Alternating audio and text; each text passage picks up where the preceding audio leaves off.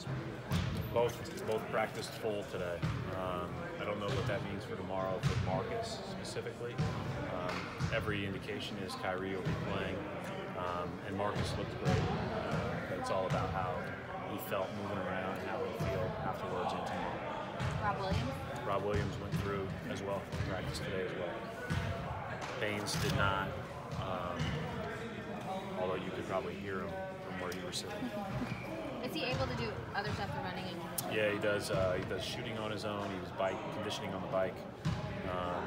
You know, all that stuff. But he hasn't engaged in any team drills or anything like that. He'll go back to tomorrow. I think he goes back to the doctor tomorrow or Tuesday to get it reevaluated and get a better idea of his timeline. What are you? Because there are so few practice days this month. What are you trying to accomplish? Yeah, I mean, we're balancing getting prepared for the next game, working on things we're going to do later on, and working on what, cleaning up what we need to clean up. So, a delicate balance of those things, but obviously more focused on us playing well when we get a chance to practice. We've got a tough one tomorrow. They're playing great. Their last 14 games, they've been unbelievable. So we're going to have to really be on our toes. What would you say this team is in terms of being near the halfway mark of the season, as opposed to where you thought they would be before the season? Probably not too far from what I thought. I thought obviously we struggled out of the gate, probably more offensively than I thought, and we're a little bit better defensively than I had anticipated. And then our offense has been good in the last 2 months. And we've had moments defensively where we haven't. I think when we come back to full health, that'll be a positive. But at the same time, I'm more encouraged than discouraged. The record being what it is, I think we've got a lot of room to still improve, but I think we've also shown that we can do a few things. So you always want to have everybody healthy. How do you explain the idea that sometimes you guys will play with, it seems like more urgency or whatever, when you maybe down a guy or two? Opportunity. I think you see that everywhere. You see that at the end of the season, especially when teams have a bunch of guys out. You saw that last year here in the playoffs. You know your time on the court is unlimited, until you wear out. It's an easier way to play, and that's why I think it's so important for us as coaches and everybody around to understand the guys that are playing less or playing more sporadically. That's really hard to do, to be as effective as you are when you are getting unlimited opportunity. It's part of it. So you have to grow in that area, just like you have to grow in any other area.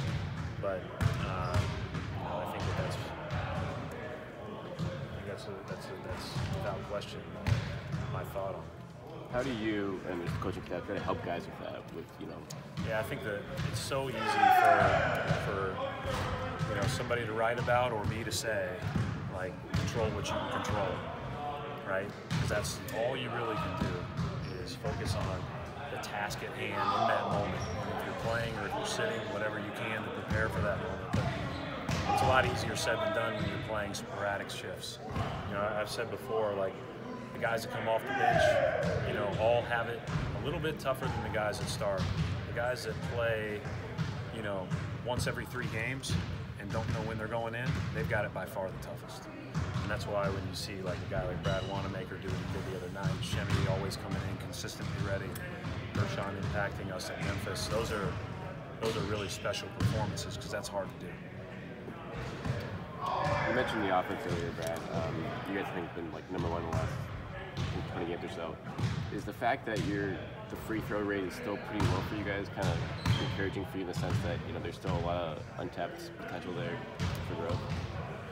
I really haven't focused on it a ton other than we wanted to drive the ball, get to the rim more, but we don't have a ton of guys that are going to get a ton of free throws. We got some, but if we just force that issue into trying to be something we're not, or trying to make haphazard plays at the rim, that's when you end up getting blocked, you end up missing kickouts, you end up missing layups, and it goes the other way and you score. So we don't talk a lot about it, we just talk about trying to make the next right play, and if we're a low free throw rate team, but we're still a really good offense, that's okay. We just have to make up for it in other ways. Do you look at like how frequently you drive as the measure of actual success rather than Paint. drawing fouls? Just paint threats. So whether it's driving, rolling, running, cutting, we look at paint threats. So obviously, if one number's low, you dive into why it's low. Thank you. Thanks.